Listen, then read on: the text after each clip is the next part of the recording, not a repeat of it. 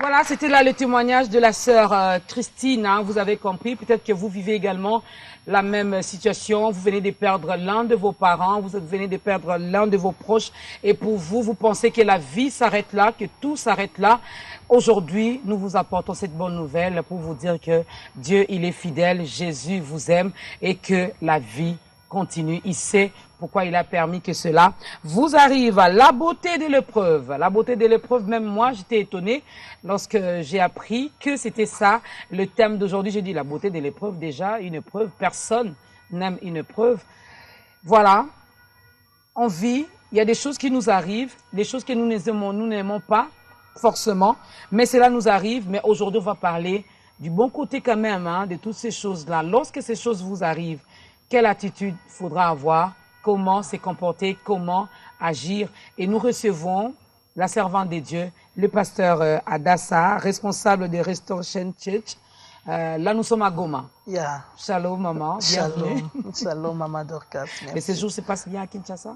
Oui, par la grâce de Dieu. Yeah. Alors, la beauté de l'épreuve, j'ai dit, bon, maman Adassa, quel est le message qui est caché derrière ça? Mais avant d'attaquer d'abord avec le tout premier cantique, nous sommes curieux également dans ce nouveau numéro, puisque c'est une première pour vous. Est-ce que nous pouvons connaître votre histoire d'amour avec Jésus? Ah, merci Ça beaucoup. date de quand? Ça date de 32 ans. Wow. Et je l'ai connu très, très jeune. Et c'était par miracle, comme ça. On m'avait envoyé chercher le pain pour la maison. C'était vers 17h. Et j'ai trouvé qu'il y avait une croisade. C'était à Lemba. Alors je suis partie, j'ai écouté la parole et on a fait appel. Je suis passée devant, tout en étant très jeune, mais j'avais compris que c'était mon jour. Je suis passée et j'ai donné ma vie à Christ. Et depuis ce jour-là jusqu'à aujourd'hui, nous continuons cet amour. Vous avez déjà acheté le pain ou c'était après? C'était avant d'acheter le pain.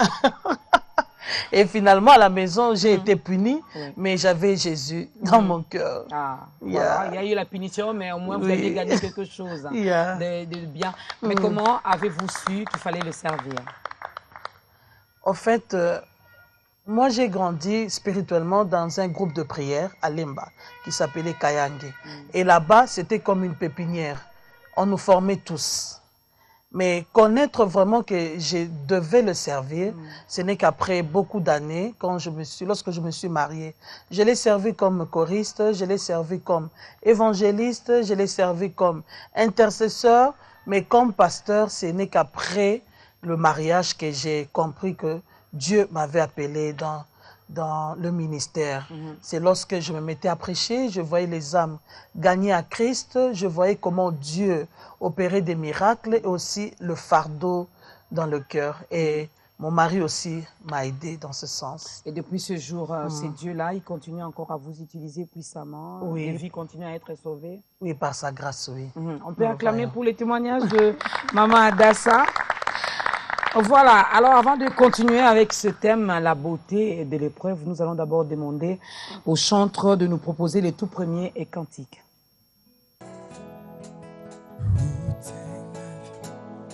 Shangaza, neema yako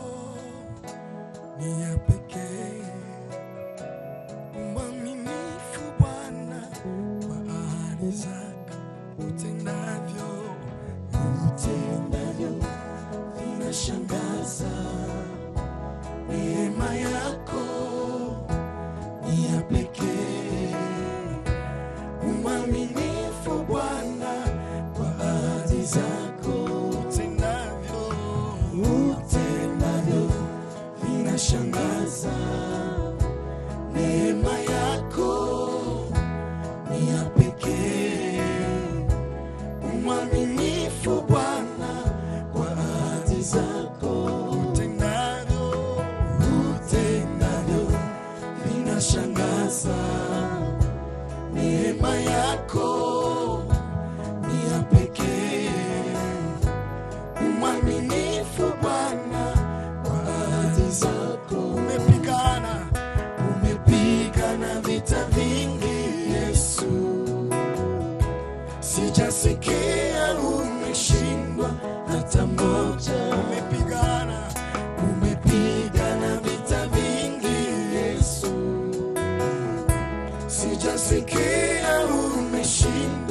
hata moja.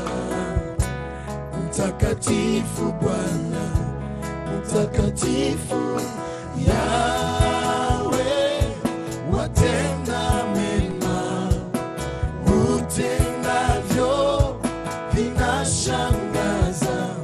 Nilikusikia, sasa nakuona. Yawe, watenda mema, utendavyo vinashangaza. Nilikusikia, sasa nakuona. Weni Yawe, weni Yawe, weni Yawe, weni Yawe, weni Yawe, weni Yawe, weni Yawe, weni Yawe. Yawe watenda mema, Yawe watenda mema, utendavyo vinashangaza. Nilikusikia, sasa nakuona. Yawe watenda mema, utendavyo vinashangaza. Nilikusikia, sasa nakuona. Weni Yawe, weni Yawe, weni Yawe.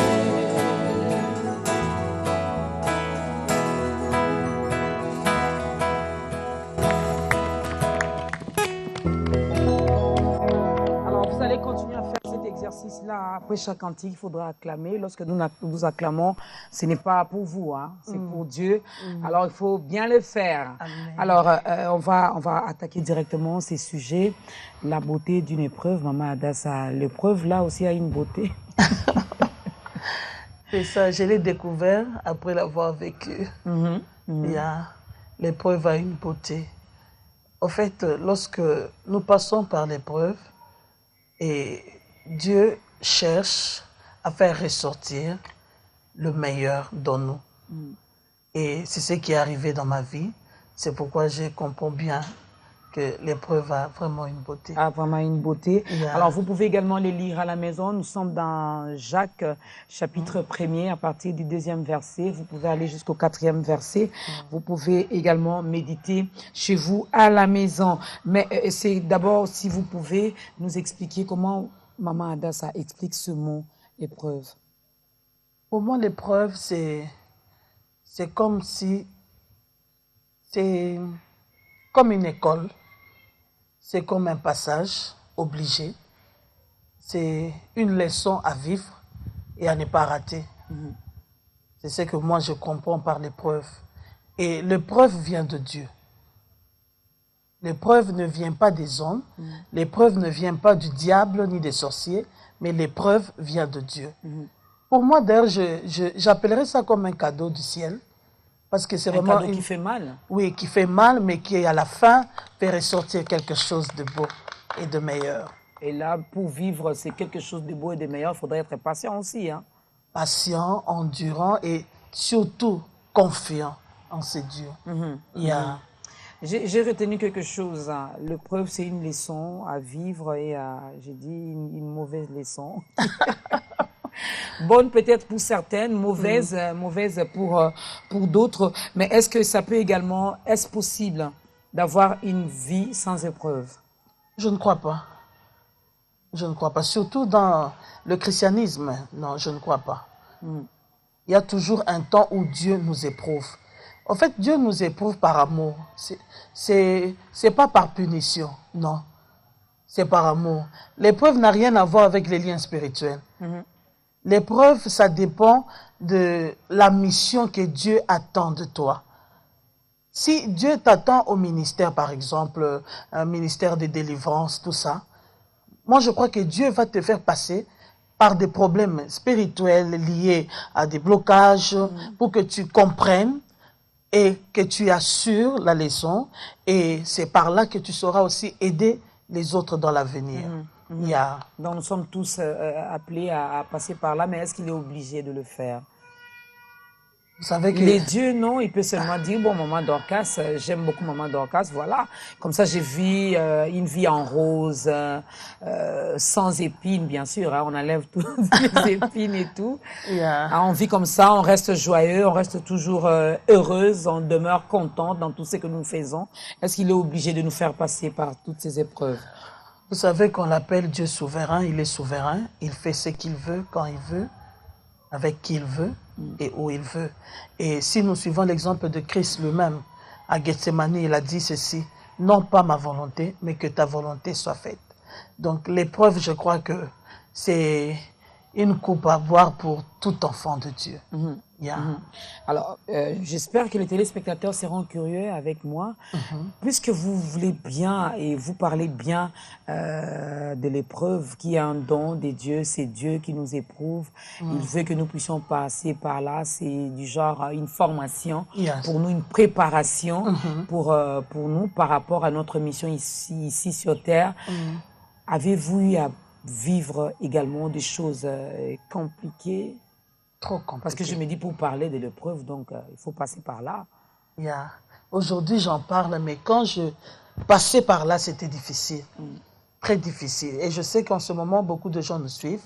Et il y a aussi des gens qui vivent l'épreuve maintenant, là. Je les comprends. Quand je dis beauté de l'épreuve, ce n'est pas dire que je suis superwoman. Non. Pendant l'épreuve, je pleurais aussi. Pendant l'épreuve, je cherchais Dieu. Pendant l'épreuve, j'ai cherché des conseils. Pendant l'épreuve, je régressais aussi de temps en temps spirituellement. Mais ce n'est qu'à la fin que j'ai compris ce par quoi Dieu m'a fait passer. C'était pour ma bénédiction. Yeah. Et c'était quoi, si c'est pas trop vous demander? Ah, je suis passée par 2 épreuves qui ont vraiment bouleversé ma vie. C'est vrai qu'il y en a eu beaucoup, mais la première épreuve, c'était pour la conception. J'ai eu mon enfant, qui s'appelle Shekina, que j'aime beaucoup. Je l'ai eu après 15 ans de mariage et 13 grossesses. Et dans les 13 grossesses, il y avait des avortements et aussi des fausses couches. C'était difficile. Et pour couronner le tout, le bébé est venu avec 700 grammes. J'ai fait 2 mois à l'hôpital, c'était en Afrique du Sud, et c'était difficile pour moi. Non seulement avec les 700 grammes, il fallait prier, il fallait espérer, et les médecins m'ont dit, Madame, on essaye. Parce que ma tension était tellement élevée, et il est resté à la couveuse pendant 2 mois, sous oxygène, et beaucoup de sacrifices, beaucoup de prières. Et Dieu nous disait, c'est ça votre enfant. Il nous fallait croire. Et on a cru, et jusqu'à la fin, Dieu nous a fait grâce. Yeah. Et la deuxième épreuve, c'était le départ de mon mari. Il y a de cela 3 ans. C'était un homme de prière, c'était un homme qui craignait Dieu, c'était un bon mari, c'était un ami pour moi. Et c'était vraiment difficile pour moi de croire que Dieu avait besoin de lui plus que moi. Et ça m'avait vraiment bouleversé. Je suis même arrivée à ne plus croire à certains versets pendant l'épreuve. Par exemple, je ne mourrai pas, je vivrai, je raconterai les merveilles de l'Éternel. Je me suis dit, Seigneur, on répète ça tous les jours, on prie tous les jours. Mais comment cela est arrivé, surtout à lui et pendant la prière? Dieu me dit, c'est ma volonté, c'est ma décision. C'était difficile pour moi de croire, mais je me suis accrochée à la parole de Dieu et j'ai eu beaucoup de gens qui m'ont aidé pendant ce moment. Et me voilà aujourd'hui parlant de la beauté de l'épreuve. Voilà. Mais puisqu'il est Dieu, est-ce qu'il ne peut pas... Bon, c'est juste une question de curiosité. Il ne nous prépare pas par rapport à ce qu'il veut nous faire vivre. Du genre, voilà, maman Adassa, dans 2 jours, 3 jours, voilà ce qui va arriver. Donc, prépare-toi déjà par rapport à ça. Oui, je crois. Par exemple, moi, au tout début de mon mariage, j'avais rencontré un homme de Dieu. C'était dans une campagne à Tata Raphaël. Et lorsque je l'ai salué, il m'a dit ceci. Maman, heureusement, moi, n'en a pas. Mais au cause quand même. Et comme tout quinoa, j'ai dit sans effet. Mais ce n'est qu'après, après 5 ans, 7 ans, que je me suis souvenu que Dieu m'avait averti. Voilà. Et c'est là que j'ai commencé à prier par rapport à cette parole. J'ai dit, Seigneur, donne-nous la force. Et ce n'est qu'après 15 ans que j'ai eu le fameux bébé. Et même par rapport au départ de mon mari, lui, il est décédé le 12 juillet. Mais moi, le 8 juillet, j'ai eu une vision qu'on l'a mené dans un cercueil. Et j'ai partagé ça avec mes enfants spirituels. Et comme tout Congolais, on a dit sans effet. Ce qui est révélé, Et condamné par la prière, tout prions ça, pour ça. tout ça. Mais cela est arrivé. Dieu nous avertit toujours. Toujours. Yeah. Et il nous équipe aussi pour ça. Ah, il nous équipe aussi. On va parler aussi de ça. On va parler même de l'entourage parce que vous avez fait allusion également à ça, que vous étiez entouré de bonnes personnes. Peut-être qu'il y a une personne qui traverse la même situation, qui vient également de perdre son mari ou encore ses enfants, ou qui est dans le mariage, qui a fait autant d'années. L'autre fois, j'ai taquiné un peu Dadi Soumbela pour dire, mais pourquoi on les appelle belles familles, sachant que c'est qu'elles font toujours des choses pas bien. Alors, faire 15 ans dans un mariage sans concevoir, j'imagine un peu, avec, si vous avez une belle-mère un peu compliquée, les belles-sœurs, les beaux-frères. Donc, un mot à cette personne qui nous regarde. Il faut toujours s'accrocher à la parole de Dieu. Et comme c'est un Dieu de miracles, le miracle arrivera. Ça, c'est sûr. Mais pendant l'épreuve, il faut aimer la prière et s'attacher à la parole de Dieu. C'est le conseil que moi je peux donner. Parce qu'en ce moment-là, on perd même les amis. En fait, le moment de l'épreuve, c'est vraiment un moment de solitude. Hein. Et c'est à ce moment-là qu'on a plus besoin de la profondeur des choses de Dieu et de la parole de Dieu. Et de la parole de Dieu. Nous allons écouter le deuxième cantique avant de continuer avec les questions. Merci.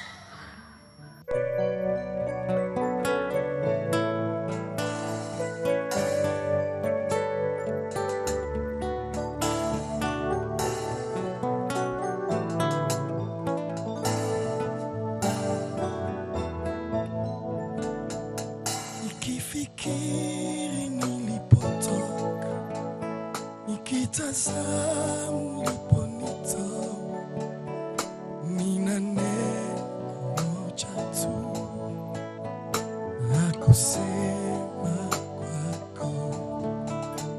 Mavumbini umenitoa, umenipa samani, nina neno moja tu la kusema kwako. Nikifikiri nilipotoka, nikitazama uliponitoa, nina neno moja tu la kusema kwa mavumbini umenitoa, umenipa samani, nina neno moja tu la kusema kwa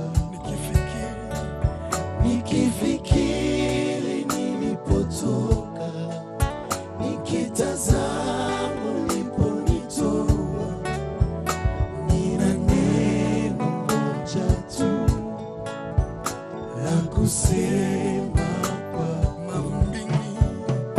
mavumbini umenitoa, umenipa samani,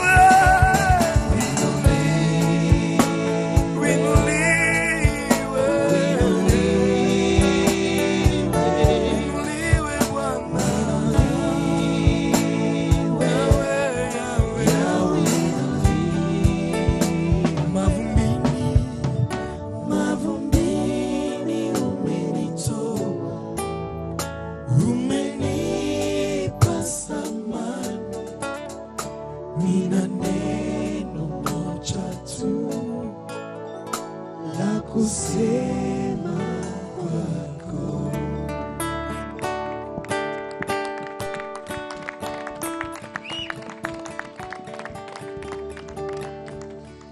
Et voilà, mesdames et messieurs, nous recevons le pasteur Adassa, responsable de Restoration Church de Goma. Alors, avec notre invité, nous parlons de la beauté de l'épreuve. Vous avez écouté son témoignage, vous avez écouté également ce qu'elle a vécu. Alors, Maman Adassa, il y a une différence entre une tentation et une épreuve? Oui. L'épreuve, comme je l'ai dit tantôt, l'épreuve vient de Dieu et c'est pour nous aider à être capables d'accomplir ce par quoi Dieu nous attend ou bien ce par quoi Dieu nous a appelés. Tandis que la tentation, c'est pour nous humilier au fait. Le diable en est l'auteur. Et lorsque le diable te tente premièrement, c'est pourquoi? C'est pour montrer aux autres que tu n'es pas ce que tu dis ou bien ce qu'ils croient que tu es. Et la tentation nous rend faibles aussi. Nous sommes aussi tentés par nous-mêmes, par notre envie, par notre chair, par nos pensées. Nous sommes tentés, mais l'épreuve vient de Dieu. Donc c'est vraiment une erreur aujourd'hui de croire ou bien d'entendre les enfants de Dieu dire que Dieu m'a tenté. Non, non, Dieu ne nous tente pas. Parce qu'il n'a aucun intérêt à nous humilier ou bien à nous voir dévalorisés devant les gens. Non. Mais Dieu nous éprouve. Et la tentation, l'auteur, c'est le malin. C'est le malin. Mais, donc, si cela nous arrivait, c'est parce que nous avons ouvert une porte. Oui. Nous lui avons donné également cette occasion, cette opportunité de le faire. Oui. La tentation vient souvent avec l'appétit qu'il y a dans le cœur de la personne. Par exemple, un homme qui est surpris avec une jeune fille. Il va dire quoi? Que c'est la fille qui m'avait tenté ou bien c'est lui. Même si la fille l'avait tenté, mais il y avait aussi un appétit dans son cœur qui a rencontré cette tentation et qui a fait qu'il puisse céder à la tentation. Et Dieu ne pouvait pas étouffer cet appétit-là. Non. Là, on parle surtout pour les enfants de Dieu. Hein. Vous savez, Dieu est Parce que merveilleux. même les enfants de Dieu maintenant, lorsqu'ils font des choses pas bien, ah non, j'ai été tenté. Ah non, ça doit être seulement les diables. Il y en a même qui disent non, c'était seulement un accident. Et on prend plaisir dans toutes ces choses-là. Vous savez, le diable n'est pas omniprésent. Il n'est pas partout. D'abord, il faut connaître ça. Les gens se trompent. Par exemple, dans le cas de Job, avant que Dieu lui permette d'aller éprouver, d'aller tenter Job ou bien d'aller toucher Job, le diable n'était pas au courant des affaires de Job. Lorsque Dieu lui a permis, c'est là maintenant qu'il a commencé à détruire la vie de Job. Donc le diable n'est pas omniprésent. Et Dieu ne peut pas éloigner la tentation de nous. Pourquoi? Parce que la tentation ne peut pas venir dans la vie d'un homme au-delà de ses forces. Non. La tentation, c'est comme une voix, c'est comme une main qui frappe à ta porte. Est-ce que je peux entrer? Si tu dis non. C'est à moi de dire oui ou non. Oui, c'est à toi de décider. Et le Saint-Esprit en nous maintenant nous donne la force de résister à la tentation.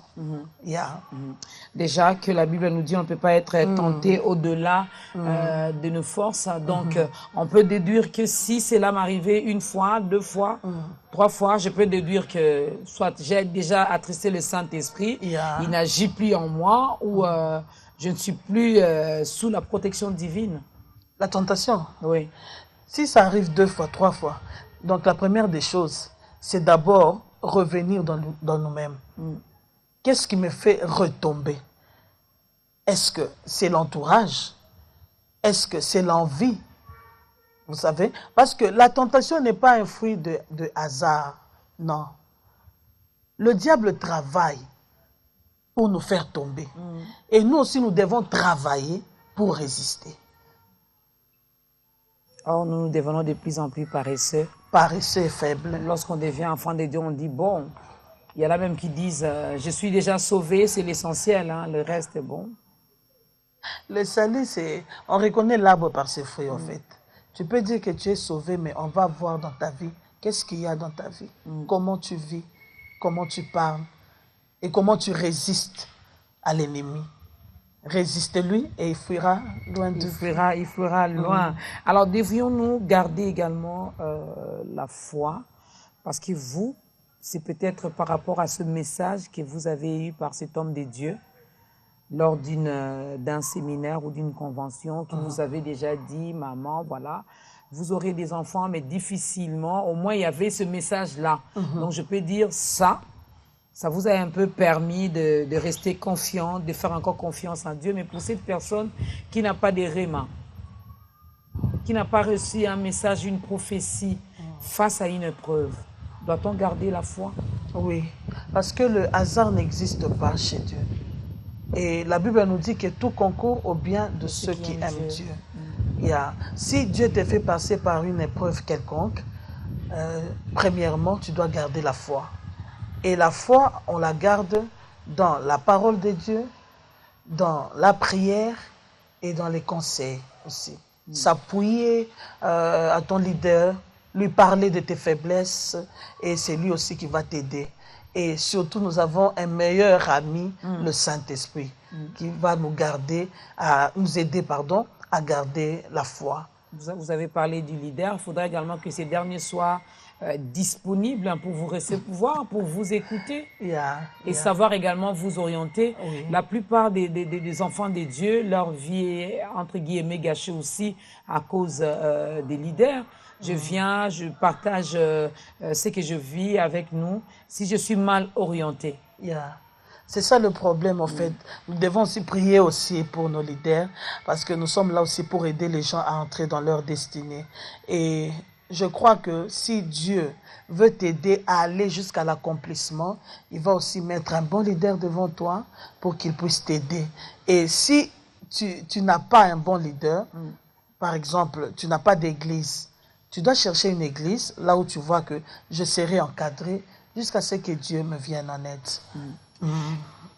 Prenons l'exemple d'un prince ou d'un roi. Tout à l'heure, on en parlait même avec le pasteur Sumbela. Et aussi, ils sont éprouvés aussi. Quelqu'un qui a tout, quand on le voit, il est bien. Il a vraiment tout, il ne manque de rien. Il veut voyager, eh bien, il voyage. Il veut se marier, il se marie.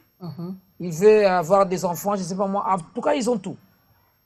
On les voit, ils sont là, ils sont contents. On les appelle les nantis. Ils sont tellement riches qu'on s'est dit, bon, ils ne manquent de rien. Et aussi, ça leur arrive aussi d'être éprouvés. Par exemple, je peux vous retourner la question. Ils ont tout, mais comment il y a aussi des hôpitaux pour riches? C'est qu'il y a par moment, ils tombent malades aussi. Vous voyez? Donc, on a toujours l'impression que celui-ci n'a pas de problème, en réalité. Mais tout le monde a besoin de Christ. Parce que nous tous, nous passons toujours par des problèmes. Par exemple, tu peux être riche, tu peux voyager à tout moment. Tu peux tout faire avec l'argent, mais tu n'as pas d'enfant. Ça, c'est une grande épreuve. Tu peux avoir de l'argent, tu as tout, tu peux voyager, tout et tout, faire des fêtes. Mais la nuit, tu ne dors pas à cause de la tension, à cause de la diabète. Tu as besoin de Christ et c'est une épreuve. Donc, chaque personne a son épreuve.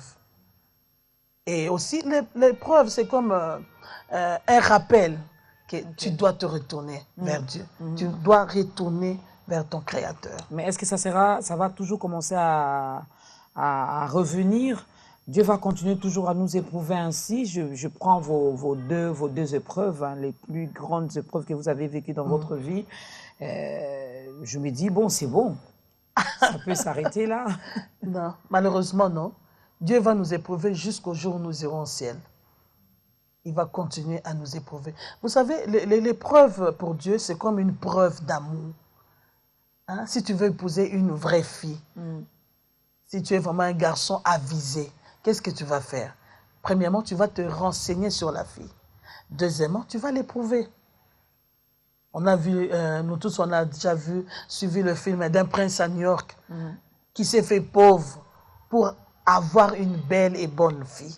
Donc, Dieu aussi le fait avec nous. Dieu s'est dit, ok, cette femme, elle est faite pour beaucoup de bénédictions, beaucoup de richesses. Mais est-ce qu'elle va résister? Alors, qu'est-ce que j'ai fait? Je commence avec elle. Par exemple, je permets que le diable touche à sa santé. Tu résistes, ok. Je permets qu'on lui offre une maison. Tu résistes. Vous savez, beaucoup des chrétiens fuient l'église à cause de la bénédiction.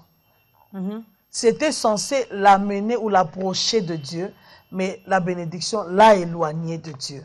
Nous, en fait, c'est l'inverse. Hein. C'est l'inverse. Ce sont les épreuves qui nous ramènent vers Dieu. Et une fois bénis, une fois on a des solutions à nos problèmes, c'est le contraire. Or, Dieu voulait que tout le temps, que nous soyons toujours ramenés à lui. Et c'est ça le but, selon moi, de l'épreuve. Parce que ça m'a permis à plus compter sur lui et à le servir avec passion. Avant, je le servais. Je le servais. Oh Seigneur, merci, tu m'as donné un enfant, merci. Je sais que tu vas encore ajouter. Seigneur, merci, tu es bon. Et lorsqu'on témoignait avec mon mari, oh, j'étais dans la joie. Je disais, en tout cas, à deux, on va aller témoigner, on va gagner des âmes, tout et tout. Mais lorsqu'il est parti, je me suis sentie délaissée par Dieu. Je me suis sentie trahie. Seigneur, on a souffert à deux. Maintenant, l'enfant est là et il a laissé son enfant à l'âge de 2 ans et demi. Maintenant, il a 5 ans. Et c'était difficile pour moi. Maintenant, je témoigne seule.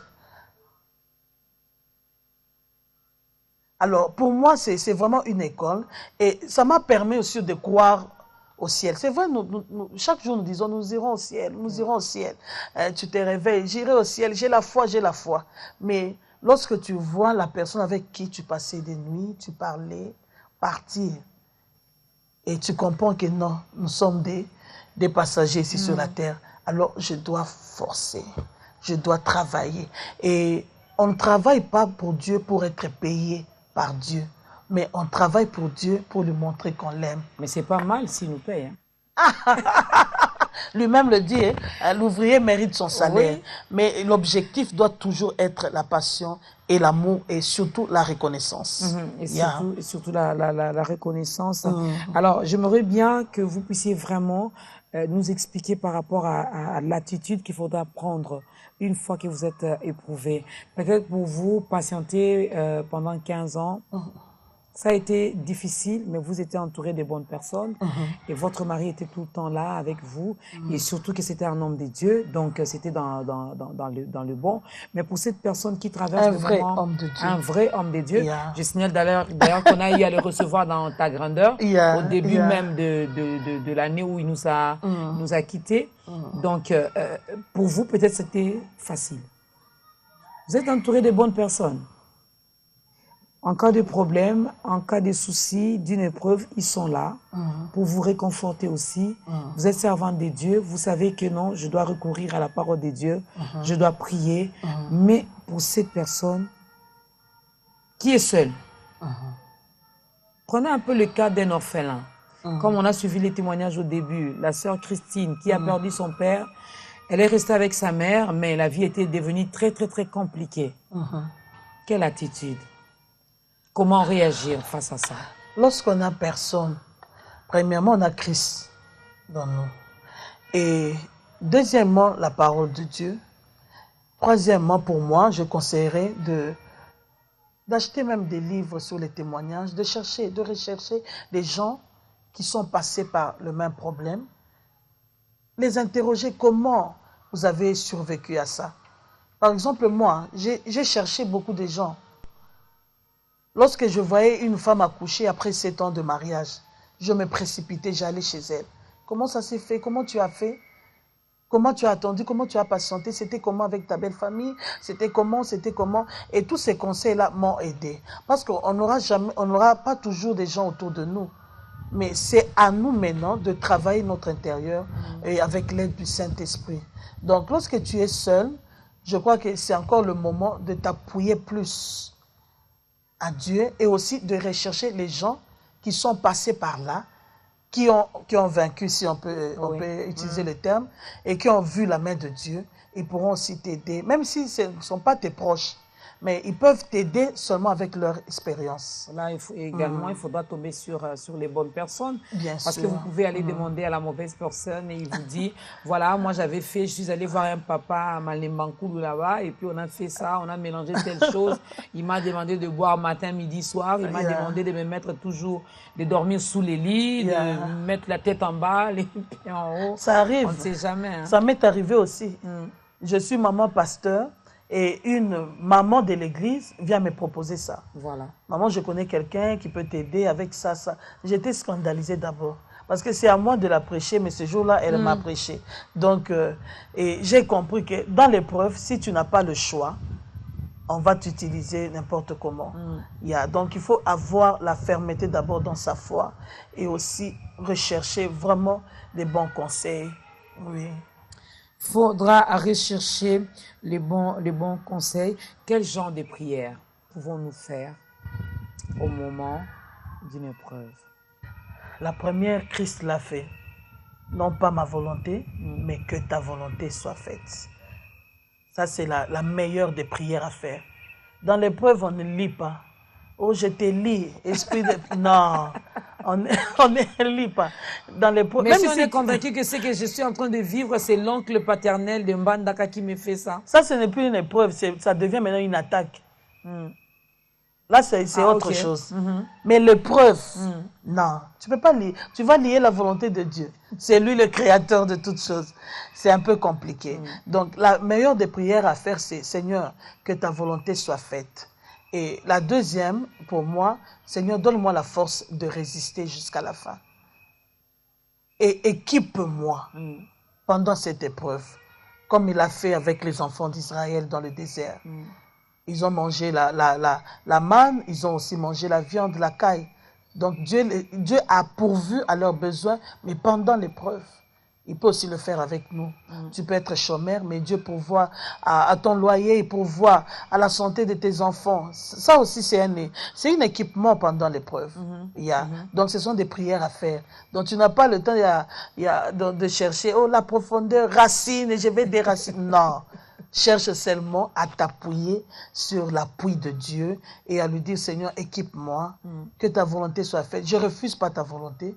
Et je ne veux pas la fuir. Bien que cette volonté soit un peu difficile, mais je l'accepte quand même. Oui, pas seulement un peu difficile, c'est vraiment difficile. Souvent, la volonté de Dieu est difficile, mais à la fin, elle est la meilleure. À la fin, et il faut être fort, avoir une grande foi également pour arriver jusqu'à la fin. Hein. C'est ça. Pour arriver jusqu'à la fin. Quelle est la place de l'adoration? L'adoration, c'est avant l'épreuve, pendant l'épreuve, et après l'épreuve, lui dire, Seigneur, c'est toi qui peux tout, tu es grand, tu es merveilleux, tu es puissant. C'est ça l'adoration. Rappeler chaque jour à Dieu que sans toi, je ne peux rien. C'est toi qui Seigneur, peux tout. Je t'aime, malgré que je n'ai pas d'enfant, ça va faire 15 ans, mais je continue à t'aimer. Ça m'est arrivé en 2010, j'avais perdu un enfant. Et il a survécu, je crois, 2 jours, comme ça, à l'hôpital Monkole. Et là, c'était après presque 10 ans. C'était 9 ans, je crois. C'était difficile pour moi. Et il y a un pasteur qui était venu me rendre visite pour m'apprendre la nouvelle. Parce qu'on avait gardé la nouvelle, je n'étais pas au courant. Et ma soeur s'est démêlée pour que je n'apprenne pas la nouvelle. Et jusqu'à ce que mon mari vienne de Goma, donc ici à Kinshasa, pour que lui aussi soit présent lorsqu'on va m'annoncer, pour qu'il puisse m'aider à surmonter le choc. Et je n'oublierai jamais. Le pasteur, lorsqu'il était venu, il m'a tenu la main. Lorsqu'on m'avait annoncé, je faisais des crises, je criais, je pleurais. Et il m'a dit ceci, répète après moi, Jésus, je t'aime. C'était difficile pour moi, j'ai refusé. Je pleurais. Et il m'a dit, tu dois répéter que tu aimes le Seigneur. Et il a fallu presque 15 à 20 minutes. Et lorsque j'ai répété, c'était sorti comme ça, sans cœur, sans émotion, c'était seulement une répétition par obéissance. Voilà. Et après, je me suis endormie. Lorsque je me suis réveillée, j'avais une paix intérieure. Une paix intérieure. Et j'ai dit, Seigneur, je t'aime quand même. Tu me fais mal. Tu me fais mal, mais je t'aime quand même et je te servirai toute ma vie. Yeah. Ah. On va parler également, je me dis, on va quand même dire un mot par rapport à la fidélité, hein, parce qu'il faudra être également bien préparé pour rester fidèle à ces dieux qui vous fait passer dans toutes ces choses. On va revenir, on écoute le 3e cantique.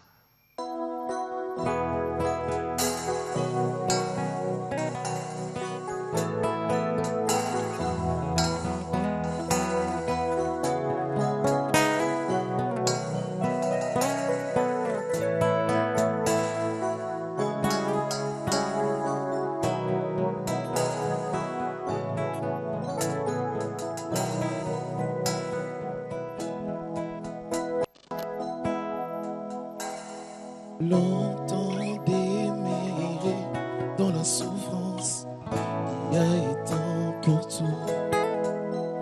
Quand on a pris de l'espoir et qu'on se demande qui peut me venir en aide, me soutenir, problème du temps. Les temps de Dieu va nous amener jouir de notre bonheur, bien qu'on ne voit plus la lumière.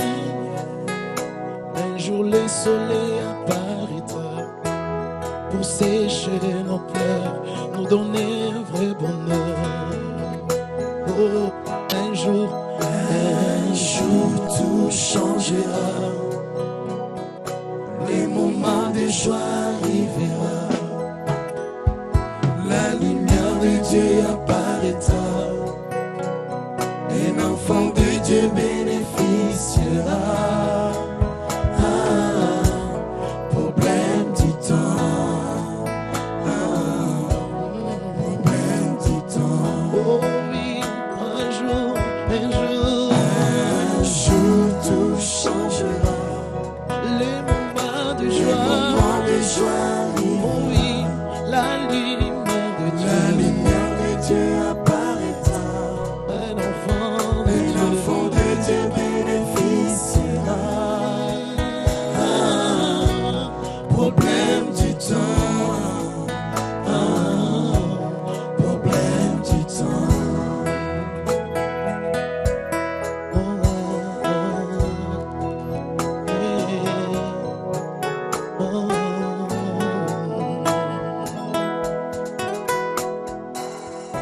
Les fidèles amis de mon existence, connaît l'heure et les moments de ma joie.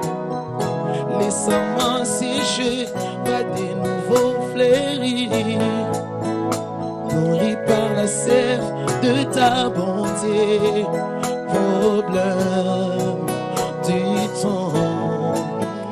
Oh, un jour tout changera. Oh oui, le moment de joie, Jésus, la lumière de Dieu apparaîtra, un enfant de Dieu bénéficiera. Problème du temps, oh, un jour tout changera, les moments de joie, oh oui, la lumière de Dieu apparaîtra, un enfant de Dieu bénéficiera. Problème du temps, problème du temps. Un jour tout changera, les moments de joie arriveront, la lumière de Dieu apparaîtra, un enfant de Dieu bénéficiera. Problème du temps, problème du temps.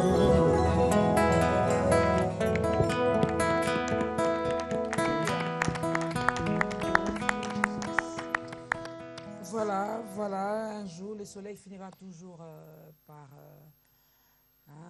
apparaître. Donc, la beauté de l'épreuve. Est-ce qu'il y a une période bien déterminée? On peut connaître également la période d'une épreuve. La durée. Oui, la durée. Ah, là, ça dépend de Dieu. Aussi, ça dépend de ton obéissance. Mais si j'ai prié, est-ce qu'il peut me révéler? Maman Dorcas, tu verras dans cette situation, tu vas vivre cette situation pendant 3 mois. C'est possible. Dieu peut aussi le faire. Pas dans mon cas, mais j'ai déjà écouté des témoignages des gens qui ont été avertis qu'ils allaient passer par des calamités. Et même la période, Dieu lui dit, tu vas passer 3 ans de ta vie dans la souffrance. Il a fait aussi avec Abraham. Voilà. Il avertit aussi des fois. Alors, j'aimerais bien qu'on parle un peu de la fidélité. Nous, en tant qu'enfants de Dieu, on reste quand même fidèles envers ces dieux qui nous fait passer par toutes ces épreuves. On lui reste fidèle, on lui fait toujours des déclarations d'amour, du genre « Éternel, je t'aime, je continuerai à t'aimer ». Mais par rapport à nos proches, je reviens toujours avec l'exemple, avec ce que vous avez vécu. Je me dis 15 ans, imaginez-vous que votre mari ne soit pas... bon, il peut être chrétien, mais ce n'est pas un homme de foi, ce n'est pas vraiment un homme qui craint Dieu, parce que on a reçu également ce genre de témoignages. 5 ans de mariage, voilà que le monsieur va voir ailleurs. Le monsieur chrétien. Monsieur chrétien. 5 ans de mariage, voilà que la femme elle-même commence déjà à se décourager. Quelle est la place de la fidélité dans tout ça? La fidélité envers le conjoint ou bien envers Voilà, Dieu? envers conjoint. Envers nos proches. Envers nos par proches. rapport aux situations, aux épreuves. Vraiment, ce sont des moments très difficiles, surtout ce qui concerne la conception pour la belle famille. Nos familles africaines, c'est vraiment compliqué. Et moi, je dis toujours, il faut être chrétien ou bien chrétienne. C'est ça le médicament. Parce que sinon, c'est vraiment difficile de supporter ce moment-là et de rester fidèle à Dieu, de rester fidèle par rapport aux engagements on prie pour le couple. Et par rapport au foyer, par rapport à son conjoint, à sa conjointe, premièrement, l'amour, c'est quelque chose de spirituel.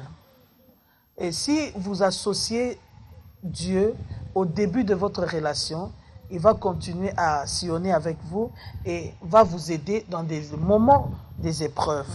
Et la fidélité dépend aussi de la chrétienté ou bien de l'engagement de la personne envers Dieu. Il y a des gens qui restent fidèles à cause de la peur du sida, par exemple. Bon, si tu as un mari comme ça, qui reste à la maison, qui reste fidèle seulement parce qu'il a peur d'attraper la maladie, c'est plus la fidélité. Mais la meilleure fidélité, c'est la personne qui est vraie, qui te dit, écoute, au travail, je suis malmenée parce que tu n'as pas d'enfant, aide-moi, on va prier pour ça. Il faut en parler. Ça va vous aider à rester soudés et unis. Mais si vous n'en parlez pas, si ça devient un sujet tabou, c'est là que naît les problèmes. Nous, on en parlait. Il pouvait me dire, aujourd'hui, j'étais chez moi, ma mère m'a dit ça. Ça faisait mal. Et puis, on s'est tenu la main, on prie. Ça m'arrivait aussi dans des réunions des femmes. Par exemple, tu vois une femme qui se lève et qui dit, en tout cas, même si tu prêches, même si tu fais ceci, des miracles, mais si tu n'as pas d'enfant, qu'est-ce qui montre que tu es avec Dieu? De telles choses, pour rester fidèle envers Dieu, c'est difficile. Et aussi envers son conjoint, parce que nous recherchons maintenant le fautif. Alors, on va faire des tests. C'est qui a le problème? C'est moi, c'est toi. Et comme nous, chez les Africains, c'est toujours la femme. Donc, c'est ça qui est compliqué. Donc, tu vas trouver un couple qui passe par le problème de la conception. La femme est déclarée stérile sans examen du mari. Et elle vit comme ça pendant 10 ans, 15 ans, 20 ans. Et le mari dit non, un homme est toujours en bonne santé. C'est vraiment difficile. Alors, moi, je me dis, pour rester fidèle, il faut associer Dieu et que Dieu nous donne la force.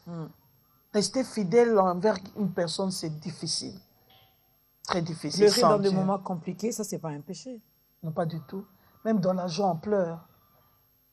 Pleurer dans des moments difficiles, c'est même pas une faiblesse, c'est être vrai. Si tu peux pleurer dans la chambre, tu peux aussi pleurer devant les gens. Moi, je pleurais. Lorsque je parlais de ça avant, je pleurais. Lorsque mon mari était décédé, même devant la chair, je pleurais. Il m'arrivait de fois de laisser le micro, je commence à pleurer et c'est l'église qui me consolait. Pendant la prédication. Pendant la prédication, lorsque je parlais de lui. Et c'est là que j'avais rencontré une servante de Dieu qui m'avait aidé, qui m'avait conseillé de commencer à parler de lui. C'était un compagnon de lutte qui est parti, tu es resté, parle de lui. Et c'est comme ça que ça m'a guéri. Et aujourd'hui, je ne pleure plus. Peut-être de l'extérieur, à l'intérieur, on ne sait pas ce qui se passe. Non, à l'intérieur, il me faut beaucoup de temps. Oui. Et je compte sur le Seigneur pour ça. Je compte pour le Seigneur. Par exemple, le jour de son anniversaire, le jour de sa mort, c'est toujours fort, c'est toujours des moments où tu frustres, des moments où tu es tendu, tu dis Seigneur, donne-moi la force. Aujourd'hui, on allait faire ceci, on allait faire ça. Aujourd'hui, il totalise tel âge et c'est difficile. Et par exemple, comment je traite ma douleur? Le jour de sa mort, j'ai mis ça le jour de l'évangélisation. Donc, chaque 12 juillet, on fait une campagne d'évangélisation, on gagne les âmes le jour de son départ. Ça m'aide à ne pas rester enfermé en train de pleurer. Voilà. Donc, le jour de son anniversaire, ça tombe toujours, je fais un programme là, je suis en prière, je suis dans un séminaire et je m'occupe. Je m'occupe et je sais que Dieu m'aide aussi. Ça c'est bien. Mais pour un enfant de Dieu, ça peut arriver aussi que vous passez que vous vivez une épreuve et puis voilà, la mort vous surprend et vous ne vivez pas la fin parce que vous avez dit c'est à la fin de cette formation qu'il y a la joie, qu'on voit la beauté même de ce qu'on a eu à vivre. Mais ça peut arriver aussi que je ne vive pas la fin de cette épreuve. Oui, ça peut arriver parce que tout dépend de Dieu. Tout dépend de Dieu. Et comme Dieu connaît notre fin, Dieu peut voir que celui-ci, il n'arrive pas à supporter cette épreuve. Je préfère le prendre. En fait, Dieu, lorsqu'il nous prend, nous les chrétiens, lorsque nous mourons, c'est comme un champ qui est mûr. Pour Dieu, ce n'est pas un problème, mais pour nous, c'est un problème, parce que nous nous séparons. Mais en réalité, lorsque nous venons ici sur la terre, c'est pour une mission. Et lorsque Dieu voit que tu n'arrives pas à accomplir ta mission, il te répond au moins que tu as été reposé auprès de lui, au lieu que tu ailles en enfer. Donc, vivre la beauté de l'épreuve, c'est ça la meilleure des choses. Mais tout cela dépend de Dieu. Parce que c'est lui le maître de temps et de circonstances. J'ai vu une épreuve, voilà qu'à la fin, je vois la beauté, j'ai la joie à la fin. Alors, ça peut arriver aussi, malgré ce que j'ai vécu, malgré maintenant que j'ai vu la beauté de cette histoire, que je trébuche aussi, que je tombe, que je fasse également des accidents, entre guillemets, comme disent les chrétiens. Accident. Que je trébuche après avoir vu la beauté de... J'ai vécu vraiment la main de Dieu également, mais voilà qu'après, je tombe. Oui, ça arrive aussi, ça arrive. Si tu ne mets pas de garde-fous, vous savez, pour réussir dans cette vie, il faut avoir des principes. Oui. Et avoir l'esprit de renoncement et savoir dire non. Là, tu vas réussir. Non, on n'aime pas cette réponse. Non. Même quand Dieu nous dit non, nous, on n'aime pas. Il faut qu'il dise oui, il faut qu'il fasse ce que nous voulons. Il faut apprendre à dire non et accepter qu'on te dise non. C'est très important. Et aussi, on trébuche, pourquoi? Parce que on voit ou bien on croit que la leçon est finie. C'est fini maintenant. Ah, je cherchais l'enfant. Aujourd'hui, j'ai mon enfant, c'est fini. Pourquoi je vais encore aller dans des réunions des femmes? Il n'y a rien là-bas. Moi, je laisse la place à ceux qui cherchent encore les enfants. C'est à elles d'aller prier. Moi, je me repose. Une fois, on avait une réunion à l'église. J'ai vu une maman qui était là derrière, dehors, l'église, à l'extérieur. Je l'appelle, je lui dis, mais pourquoi tu n'entres pas à la réunion? Elle me dit ceci. Mamie, moi, je suis bénie, mon mari m'aime, j'ai des enfants. Et là, moi, je n'avais pas d'enfant. Et elle me répond, moi je suis bénie, j'ai un mari qui m'aime, qui craint Dieu, qui vient à l'église. Effectivement, son mari, c'était vraiment un homme de prière, c'était un intercesseur. Et elle me dit, j'ai plus le temps, j'ai beaucoup prié. Maintenant, c'est à son tour de prier. Moi, je vais aller faire des achats, tout et tout. Au moment de la prière, je dis, ok, en tout cas, je m'excuse pour les dérangements. Et c'est vraiment une fidèle de l'église qui me dit ça en face. Et elle part. Mais aujourd'hui, là, ils sont presque divorcés. Parce que le mari a régressé. Donc, il faut toujours mettre des garde-fous. Parce que rien n'est acquis. Il faut toujours travailler pour garder ce qu'on a. Toujours travailler pour garder ce qu'on a. Alors, nous allons donner l'occasion à ceux qui nous ont suivis depuis les débuts, ceux-là qui traversent également de moments difficiles, de moments compliqués, ceux qui se sentent rejetés, délaissés, qui se disent, pour moi, la vie s'arrête ici. Puisque papa est parti, puisque mon mari est parti, puisque je n'ai pas d'enfant, je n'ai pas de travail, avec la situation actuelle que nous vivons en Afrique, pour ne pas parler seulement de la RDC, pouvez-vous dire un mot à toutes ces personnes? Il y a de l'espoir. Après l'échec, il y a l'espoir. Il y a de l'espoir. Après la maladie, il y a l'espoir de la guérison. Après la désolation, il y a de l'espoir. Après la perte d'une personne chère, il y a de l'espoir. Parce que Jésus n'est pas parti. La personne est partie, ton enfant est parti, ton mari est parti, ta femme est partie, mais Jésus est là. Amen. Donc, aussi longtemps que Jésus reste là, il y a de l'espoir pour nous. Alors, je vais vous demander également d'aider ceux-là qui, aujourd'hui, maintenant, présentement, ont pris la décision de donner leur vie à Christ. Vous allez regarder la caméra qui est en face de vous, Pasteur Adassa. Priez pour ces personnes, aidez-le à donner leur vie à Jésus-Christ. Ok, nous allons prier au nom du Seigneur Jésus. Seigneur Jésus, je prie pour ces gens qui pleurent. Je prie pour ces gens qui se sentent perdus. Que tu puisses les trouver là où ils sont. Tu les connais par leur nom. Fais-leur du bien. Jésus, tu as dit, tu es venu chercher ceux qui étaient perdus. Trouve-les, Seigneur, là où ils sont. Et fais-les entrer, Seigneur, dans ta bergerie. Aide-les, Seigneur, à t'aimer plus que tout. Aide-les par le Saint-Esprit. Et vous allez faire cette prière avec moi. Seigneur Jésus, je te reçois comme mon Seigneur et Sauveur. Je te demande pardon d'avoir dirigé seul ma vie. Aujourd'hui, je me rends à tes pieds pour te dire, dirige ma vie, guide-moi. Et je prends la ferme décision de te suivre, de t'aimer et de te servir. Que le Saint-Esprit vous aide à garder votre foi dans les moments les plus durs de votre vie. Que Dieu vous bénisse.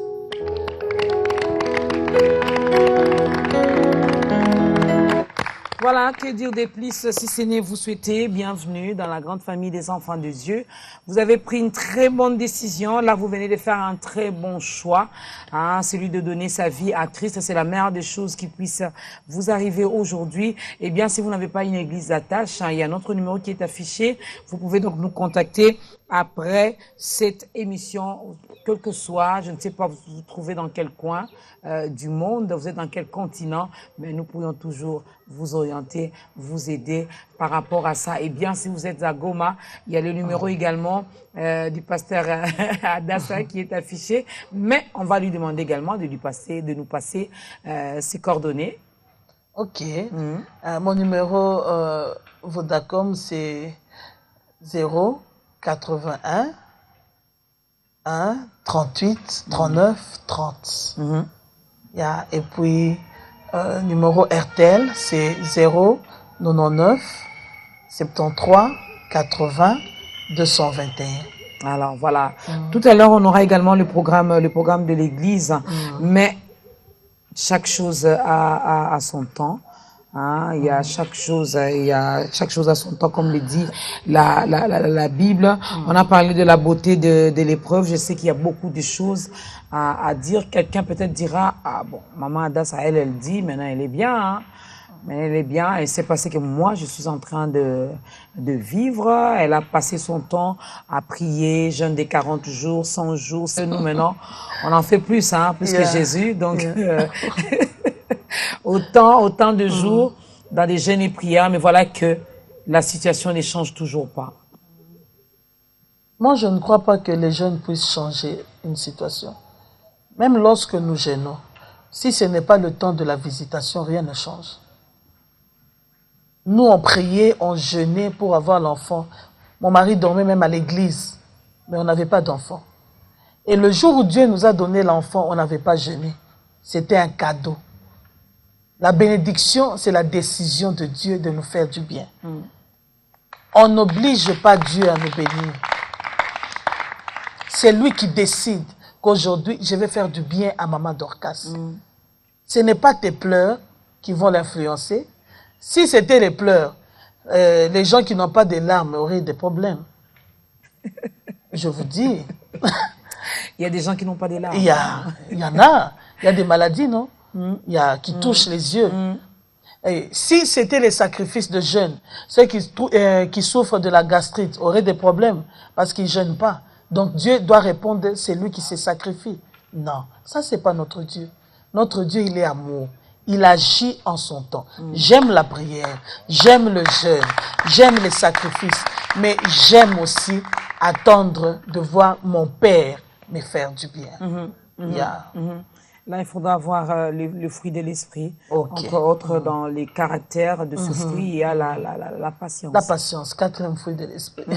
La patience, il faut être patient. Ce qui n'est pas donné aux chrétiens. Non, les chrétiens, nous avons un problème aujourd'hui. On nous parle maintenant de ces dieux de tic au tac. Hein. Tu demandes à 7 heures pile, à 7 heures 2 minutes, tu as la chose que tu as demandée. C'est faux. Si ça t'arrive, c'est que c'était dans le plan de Dieu, tout simplement. Il n'y a aucun pasteur qui a le pouvoir de changer le calendrier de Dieu. Non, ça n'existe pas. Personne n'a le droit de changer le plan de Dieu sur la vie d'une personne. C'est Dieu qui décide. Si Dieu dit, toi tu auras l'enfant après 15 ans, j'ai jeûné. Maman Dorcas, j'ai jeûné. J'ai sémé.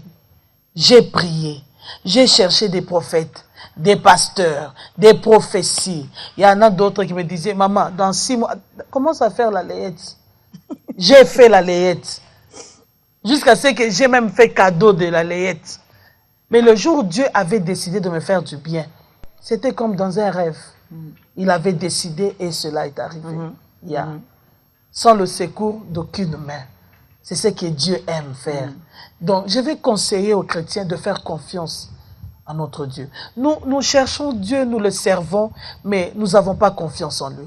Parce qu'on dit que chez lui, ça traîne. Ça traîne par rapport à nous, par rapport à nos calculs, par rapport à nos familles, par rapport aux amis.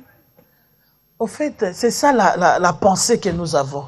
En réalité, ça ne traîne pas. C'est nous qui traînons pour comprendre ce que Dieu attend de nous. Tout simplement. Si tu assimiles bien ta leçon, Dieu va agir. Mais si tu retardes ta compréhension, il va t'attendre. C'est ça le problème avec Dieu. Moi, j'avais toujours cru que on s'est marié à cause de l'âge. Par exemple, un homme de 30 ans, de 35 ans doit se marier. Sinon, ça traîne. En réalité, le mariage, c'est une affaire de maturité. Il y a des hommes de 35 ans, des femmes de 35 ans, mais qui ne sont pas matures. J'ai vu une femme de 47 ans se marier. Et j'ai dit, waouh, Seigneur, merci. Tu as aidé cette femme à se marier. Mais elle arrive, elle entre dans le mariage. Même préparer le spaghetti, elle ne sait pas. Elle doit appeler au téléphone. Donc, 47 ans, elle 47 ans. Elle faisait quoi? À préparer. Elle priait, elle jeûnait, elle restait à l'église. Et c'est ça aujourd'hui les chrétiens. Mais vous aussi, quand j'ai dit vous, je parle de l'église corps du Christ en général. Vous n'aidez pas non plus les chrétiens. Quand vous nous demandez de passer des heures et des heures à l'église, donc on n'a pas le temps d'aller apprendre comment on arrange les lits, comment on prépare, comment recevoir les messieurs, comment adresser la table. Non, il faut faire des programmes aussi. On est devenus seulement des femmes de prière. Mahombi, Mahombi, Mahombi. En fait, il faut aussi faire des programmes à la maison. Vous savez, beaucoup de femmes fuient leurs responsabilités en prétextant que je vais à l'église, tout et tout. Ce n'est pas toujours la faute des pasteurs. c'est l'envie qu'il y a dans les cœurs des gens. Et il faut faire confiance au Seigneur et apprendre aussi. C'est très important. Apprendre aussi. Les métiers, apprendre aussi. À préparer, apprendre aussi. Vous savez, l'épreuve ne nous rend pas infirmes. Non. Même pendant l'épreuve, on apprend aussi. Parce que c'est une école, c'est une formation. Seigneur, qu'est-ce que je dois faire? Tu dois sortir de l'épreuve excellent. Avec distinction, s'il faut le dire. Et c'est là que Dieu va t'écouter. Mais si dans l'épreuve, tu n'apprends rien et tu en sors zéro, qu'est-ce que Dieu va faire? Et comment tu vas aider les autres? C'est très difficile. Très difficile. Très difficile. Alors, je crois qu'on arrive à la fin. Un dernier mot pour aujourd'hui? Et les programmes de l'église, mon Dieu, j'allais oublier. Peut-être qu'on va faire un tour là-bas à Goma. Et pour ceux qui nous regardent à partir de Goma, si on peut avoir le programme de l'église Restoration Church, l'adresse également, le pasteur Adassa reçoit quand, à quelle heure, est-ce qu'il faudra payer les fiches, remplir, donner quelque chose? Non, nous recevons free, c'est free, mais il y a des jours, le mercredi, jeudi, samedi, ça dépend si on n'a pas séminaire à l'église. Et notre église est située à Goma, donc dans le centre-ville, à côté de Bralima, donc l'église Restoration Church. Et nous avons culte le mardi, 15h30. Chez nous, là-bas, c'est pas comme ici à Kinshasa. Voilà. Chez nous, on commence très tôt pour finir aussi tôt. Donc, on commence à 15h30 et on termine le culte à 18h. On a culte mardi, on a culte vendredi pour toute l'église et pour toute personne qui a envie de venir prier. Mais le mercredi, il y a culte des mamans seulement, à partir de 15h30. Et le jeudi, culte des papas, à partir aussi de 16h. Et les enfants les jeunes, c'est le samedi. Le samedi, ça c'est la jeunesse à partir de 15h30. Et les Kodim, c'est les dimanches et ils ont aussi leur programme des répétitions. Les dimanches, vous avez combien de cultes? On a 2 cultes. Mais chaque jour, chaque matin, il y a culte matinal à l'église, dévotion, oui. Nous commençons à partir de 5h30, 6h, à 8h, nous terminons. Comme ça, les gens peuvent vaquer à leurs occupations. Oui. Alors, les pasteurs Adassa, vous recevez sans... faut prendre rendez-vous seulement? Oui, on ne paye rien? Non, on ne paye rien, on ne paye rien. J'ai rien payé, alors c'est difficile que je fasse payer. Vous n'avez pas un programme particulier ces jours ici, là-bas? Ces jours ici, non. On prépare seulement, on aura une convention, congrès de BCC, ça sera au mois d'octobre. C'est une formation de 3 jours. Et aussi, on aura un programme de 40 jours vers la fin de l'année. Chaque année, on a un programme de 40 jours de prière et de formation, de prédication, tout ça. Et vous êtes venu seul à Kinshasa? Non, je suis venu avec mon équipe, avec la chorale, donc quelques-uns. Ils m'ont accompagné ici à Kin parce qu'on avait un travail chez l'apôtre Jean-Baptiste Soumbela et la prophétesse. Que nous saluons également avec Maman Lily. Donc voilà, ils sont vraiment une bénédiction pour l'Église Corps du Christ. Alors nous sommes arrivés à la fin, nous allons nous lever. Le pasteur Adassa va nous aider à clôturer avec une courte prière et puis nous allons danser pour la gloire de notre Dieu. Mesdames et messieurs, c'est la fin de ce numéro de Ta Grandeur où nous avons eu le plaisir, l'honneur, la joie de recevoir le pasteur Adassa, voilà, elle est venue fraîchement de Goma et nous étions également bénis. On a dit non, elle peut pas rentrer comme ça sans pour autant recevoir également sa bénédiction. Voilà, Dieu l'utilise. Aujourd'hui, elle nous a parlé.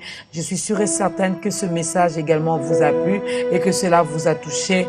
L'épreuve, c'est un don de Dieu. Dieu permet que cela nous arrive. Non seulement il permet, mais il a également prévu de bonnes choses après une épreuve pour chacun de nous dans la vie. Donc, ce que vous vivez, comme l'a dit notre invité, ce n'est pas la fin du monde. Il y a encore de l'espérance. Voilà. Merci à l'équipe technique qui a travaillé aujourd'hui. Merci au caméraman, au preneur de son, à notre réalisateur. Merci également à vous d'avoir suivi avec beaucoup d'attention cette émission Ta Grandeur. Nous vous fixons rendez-vous la semaine prochaine dans un autre numéro avec un nouvel invité. Portez-vous bien. Maman Adassa. Nous allons prier.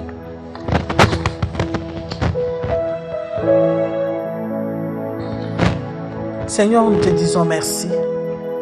Merci pour ce bon moment que nous venons de passer. Nous sommes là à cause de toi, Seigneur. Merci de m'avoir aidé et de continuer à m'aider à traverser des moments difficiles avec ton soutien.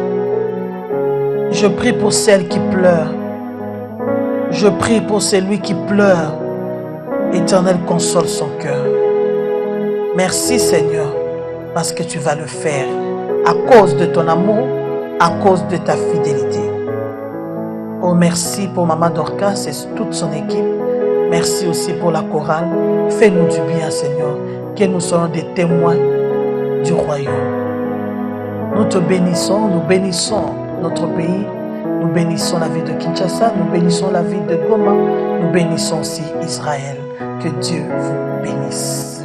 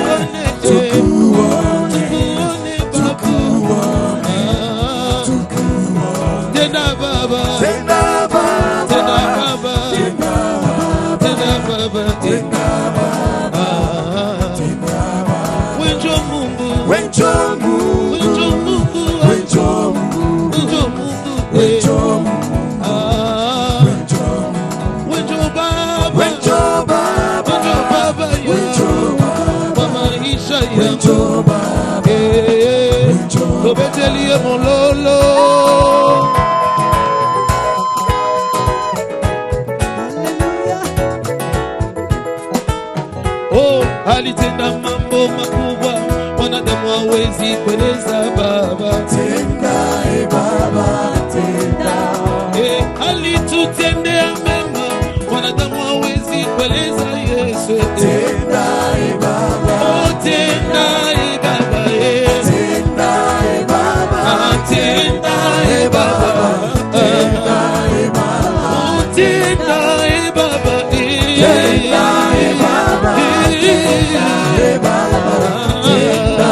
Baba. Oh, tenda, Baba. Tenda, Baba.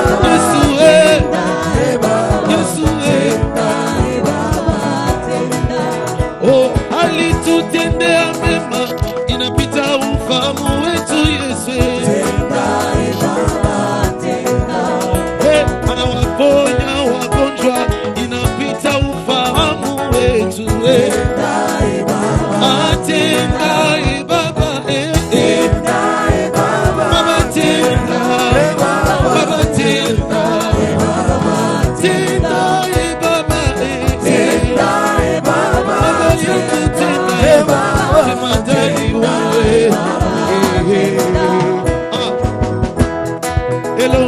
Yesu telema tomona bikambo.